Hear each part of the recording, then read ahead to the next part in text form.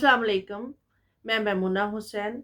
आज की जो शहबाज शरीफ का बयान है उसके बारे में थोड़ा सा डिस्कस करना चाहूँगी कि शहबाज शरीफ ने आईएमएफ के प्रोग्राम के लिए जो कर्ज लिया है उसके बारे में क्या कहा है कि ये कर्ज जो है लम्हा फ़ख्रिया नहीं, लम्हा फ़िक्रिया है। ये इतने सालों के बाद इन्होंने महसूस किया है। मैं चंद एक ये भी बात के थोड़ा सा माज़ी की तरफ भी जाना चाहूँगी कि पाकिस्तान ने 1958 में पहली बार कर्ज लिया और 21 बार पाकिस्तान आईएमएफ से कर्ज ले चुका है। अब जो अहम मुआहिदे जिनके तहत कर्ज लिया जाता है उनमें चंद एक आपके सामने शराइत रखना चाहूँगी, जो कि बार-बार ये बात कही जाती है कि हमें सख्त शराइत के ऊपर आईएमएफ से कर्ज लिया गया है। एक एक्सटेंड्स फंड फैसिलिटी, जिसके तहत पहले ही मुस्लिम लीग नवाज जो है वो 3 बार आईएमएफ से कर्ज ले चुकी है। और इसके तहत अब अगर शहबाज शरीफ का ये बयान आता है तो ये बात इन्हें उस वक्त सोचनी चाहिए थी जब अपने दौर इक़्तिदार में ये 3 बार कर्ज ले चुके थे। दूसरा अहम माहिदा जो मैं बताना चाहूँगी, उसके जो फैक्टर्स हैं बहुत संगीन हमारे मुल्क पे हो सकते हैं कि स्टैंड बाय अरेंजमेंट। इस स्टैंड बाय अरेंजमेंट से मुराद किसी भी मुल्क को बैरूनी फाइनेंसिंग की ज़रूरियात जो है वो पूरी की जाए, लेकिन शॉर्ट टर्म के लिए। इसमें 12 से 24 माह तक इसकी मुद्दत जो है वो होती है, इससे ज़्यादा, मगर 36 माह तक ये तजावुज़ नहीं कर सकती है। यानी कि ये शॉर्ट टर्म के लिए कर्ज दिया जाता है किसी भी मुल्क की फाइनेंसिंग सिचुएशन को देखते हुए, उनकी अमदाद के लिए ये इस प्रोग्राम के तहत आईएमएफ कर्ज देती है।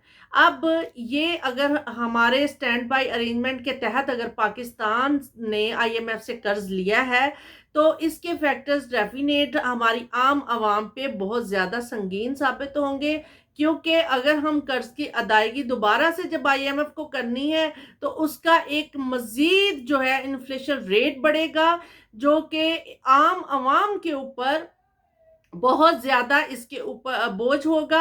और आम आवाम जो कि पहले ही अपनी बेसिक नेसेसिटी ऑफ लाइफ जो है वो मुकम्मल पूरी तरह नहीं कर पा रही है, अपनी हेल्थ को मेंटेन नहीं कर पा रही है, अपने किचन को नहीं चला पा रही है, तो मज़ीद इस प्रोग्राम के तहत अगर पाकिस्तान आईएमएफ से कर्ज लेता है तो महंगाई मज़ीद आसमान की बुलंदियों को छू लेगी। अभी अभी लग रहा है कि जनाब हमारा रुपया तगड़ा हो रहा है और डॉलर में गिरावट आ रही है, तो ये इन फ्यूचर आप देखिएगा कि यकदम जो है रुपए में गिरावट आनी है और डॉलर रेट जो है वो इंक्रीज होना है।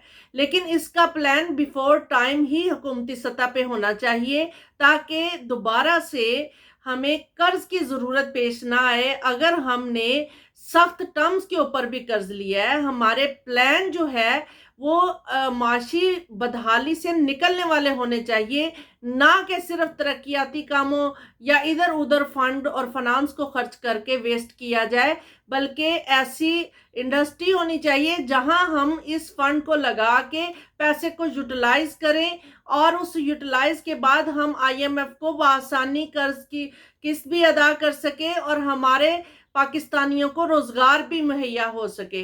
लेकिन प्लान यहाँ पे कुछ मुख्तलिफ होता है, जिसकी वजह से हम तमाम चीज़ों को मीट नहीं कर पाते हैं। और अगर इस टर्म के ऊपर कर्ज लिया गया है तो इसी बात के ऊपर रहते हुए मैं बात करूंगी कि इन्फ्लेशन रेट मज़ीद बढ़ने के चांसेस है और आम आवाम पे मज़ीद बोझ आने वाला है। और आवाम जो है वो अपनी बेसिक नेसेसिटी ऑफ लाइफ, अपनी बेसिक ज़रूरियात ज़िंदगी, अपने किचन का अपना खाना भी मुकम्मल 2 वक़्त का जो है सही तरीके से नहीं खा पाएगी। इसके लिए हमारी हुकूमती सतह पे फौरी तौर पे शॉर्ट टर्म्स प्लान होने चाहिए, ताकि हम ना सिर्फ महंगाई से बच सकें और बल्कि हम अब आम आवाम को आसानी भी फ्राहम कर सके, ताकि वो अपनी बेसिक नेसेसिटी ऑफ लाइफ को पूरी तरह से जो है वो आसानी से अपनी गुजार सकें। बहुत शुक्रिया।